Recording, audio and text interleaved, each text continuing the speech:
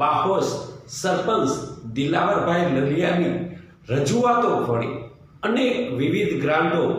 જર ગામમાં ફાળવવામાં આવી। આજે જર ગામે બ્રિજ જે બન્યો છે જર ગામની અંદર આવવાનો, તેવી જ રીતે પશુ માટે અવેડો, પીવાની ઊંચી ટાંકી અને એક સ્કૂલનું લોકાર્પણ હતું તે જર ગામે આજે તમામ કામ આજે પૂર્ણ થયા છે, એનું લોકાર્પણ કરવામાં આવ્યું છે। એટલે અમારી એક કહેવત છે કે અમે ખાતમુહૂર્ત કરી એનું લોકાર્પણ કરવી છે, તેનું આજે જે ખાતમુહૂર્ત કર્યું હતું એનું પણ લોકાર્પણ આજે ટૂંક સમયની અંદર શરૂ થયેલું કામ ટૂંક સમયની અંદર પૂરું કરી અને આજે ખુલ્લું મૂકવામાં આવ્યું છે એ જે જર ગામનો કાર્યક્રમ હતો। આ ગામમાં ટૂંક સમયમાં 2.5 કરોડ જેટલું કામ થઈ ચૂક્યું છે, લોકાર્પણ પણ કરવામાં આવ્યું। બીજા ગામમાં પણ આવી રીતના થવું જોઈએ, શું શીખ લેવી જોઈએ સરપંચોને? નહીં, બધા ગામની અંદર આ રીતની ગ્રાન્ટ છે, તમે તપાસ કરજો। સરપંચ પાસે અટાણે આ સ્થિતિની અંદર 50 થી 60 લાખ રૂપિયા બધા ગામને જે અલગ અલગ યોજનાના નાણાં પંચના હોય, વિવિકા દિનના હોય,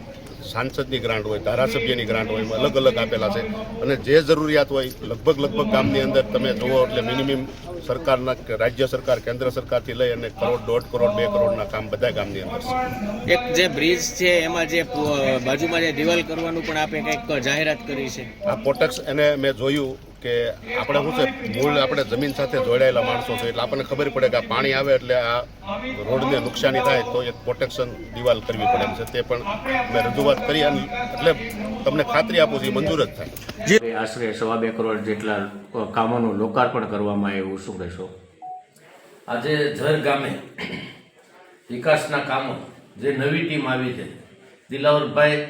ને આખી ટીમ, સરપંચ દિલાવરભાઈ અને એની ટીમ જે ખૂબ સારા કામ કર્યા છે છેલ્લા 6 મહિનામાં। 2.25 કરોડના જે કામોનું આજે લોકાર્પણ હતું, એમાં ગામમાં જવા માટે ધારી સ્ટેટ રોડથી ગામ સુધીનો રસ્તો, પુલ સાથેનો, નવી પ્રાથમિક શાળા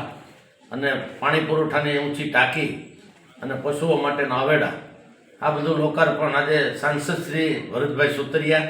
અમારા પાર્ટીના પ્રમુખ શ્રી અતુલભાઈ કાનાણી, અમારા દાન મહારાજની જગ્યાના લઘુમંત મહાલ બાપુ, અમારી ભાજપની આખી ટીમ, તાલુકા પંચાયતના સભ્યો, જિલ્લા પંચાયતના સભ્યો અને ભાજપની ટીમ સાથે બધા અમે જર મુકામ આવ્યા અને અનુભાઈ લલિયાના જે કાર્યક્રમનું આખું સંચાલન કરતા હતા અને જે આખો કાર્યક્રમ ગોઠવો તેવા અનુભાઈ લલિયા અમારા તાલુકા પંચાયતના સભ્ય છે અને આની રાહબરી નીચે આજે ગામનો વિકાસ થઈ રહ્યો છે અને ખૂબ સારો વિકાસ જ્યારે કર્યો છે ત્યારે દિલાવરભાઈ સરપંચ અને એની આખી ટીમને ખૂબ ખૂબ અભિનંદન આપું છું।